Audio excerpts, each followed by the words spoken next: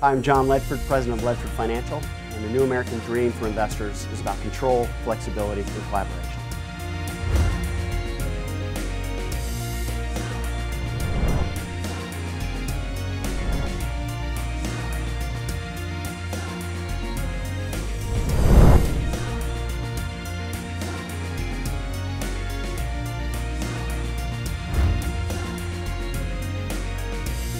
So the old American dream for investors was really one of simplicity.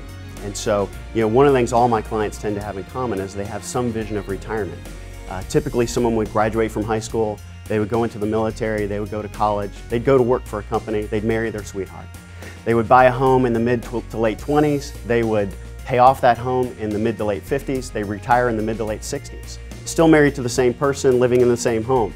And then oftentimes they would sell that home, collect their pension, their Social Security, they'd move down to the state of Florida. They'd sell the home for $300 grand, they'd buy a house in Florida for $100 grand, and their investment spectrum was really the $200,000 excess because all their bills were already paid.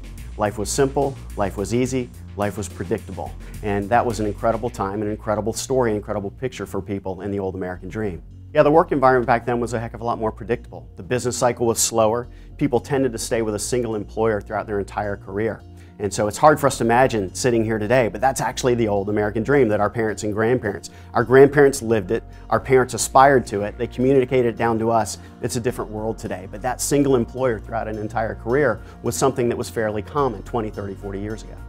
Well, there used to be two great milestones, right? One milestone was paying off the mortgage and have that mortgage burning party. And then the second milestone was how long I'm with my employer and celebrating that 20-year anniversary, that 30-year anniversary, and oh my gosh, even that 40-year anniversary. Well, the downfall of the American dream wasn't a singular event. It certainly didn't happen overnight, but it certainly was predictable if you look back at history.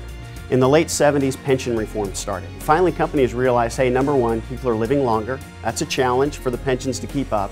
And then number two, these pensions are super expensive to maintain. So we had ERISA and pension reform in the late 70s, which led companies for the first time to believe that maybe we're not going to offer those benefits, indefinitely into the future. In the 80s, we had a lot of corporate excess, we had corporate takeovers, we had leveraged buyouts. Companies were borrowing money to buy other companies just so they could raid the pension plans, which created more instability, more fragility to the system. In the 90s, we had massive excess.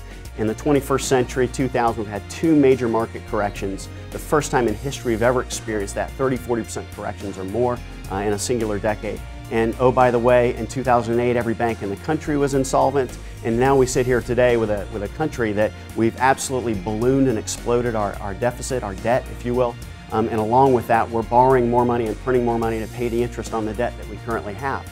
So in the old American dream, we had this tremendous stability and simplicity, and that's been completely eradicated because no longer is there any confidence in corporate America, no longer is there any confidence in Wall Street, no longer is there really any confidence in the U.S. government. So people used to look towards the government and their corporation taking care of them in retirement, and now they look ahead and say, very, very doubtful that's ever going to be materialized. So the other dynamic that occurred along the way was certainly people had less investment experience in the old American dream.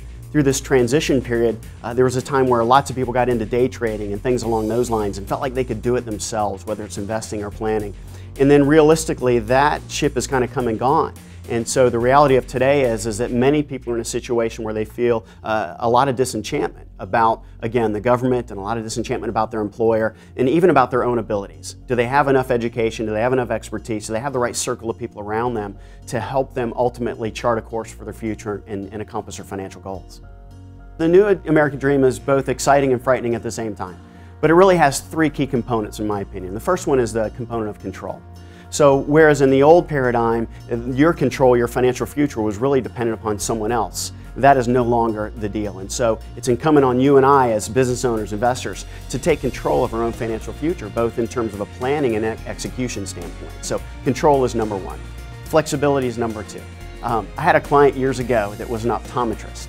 He took $50 out of every single paycheck. He lived in Atlanta, took $50 and he bought Coca-Cola stock with it. He loved the taste of Coca-Cola, he loved the company, he lived in Atlanta, he knew everything about them. And so for 40 years, he invested $50 a month into Coca-Cola. Well, when he retired, that Coca-Cola stock was worth maybe $700,000. Not a bad investment. And in a period of time where you could actually do that, that was a great thing. Unfortunately, we tell people every single day, and I tell them in my practice, the company that you're investing in today may not even exist 2 to 3 years from now. they do exist, they're very likely going to be owned by someone else. The concept of buy and hold has been replaced by really a need for flexibility in investment strategy. You cannot simply call yourself a growth investor, throw your money into a basket, walk away for 30, 40 years and come back and expect it to be anything near what you expected it to be. You have to have a flexible investment strategy that allows you to take advantage, insulate, protect, and take advantage from what's happening in the marketplace. The third part of the New American Dream is really about collaboration. Collaboration with experts who can help you achieve what it is you want to achieve. Now the fun thing is that sometimes people don't even know what they want to achieve. So that's kind of fun in and of itself. But if you're working with a collaborative group, you work with a good financial advisor, working with a good attorney, working with a good CPA, all those elements, and could be many, many more, then you've got a team around you that knows what you need to do, that can help you accomplish what you need to accomplish, and has the skill set to be able to manage through the nuances of this ever-changing world. I tell people all the time, I have a very large investment firm, I manage money for a living, I'm very good at what I do, even I have a full-time analyst. All he does is stare at the screen all day long to keep me on track and our practice on track, because it's almost impossible to do it by yourself. I meet every year, usually a couple times a year, with my CPA, my tax attorney, my other advisors, and again, I know this stuff. I do it for a living, I do it all the time. But collaboration is really the key as much as everything. So control, flexibility, collaboration, those three things together is really what it takes to be successful in the New American Dream.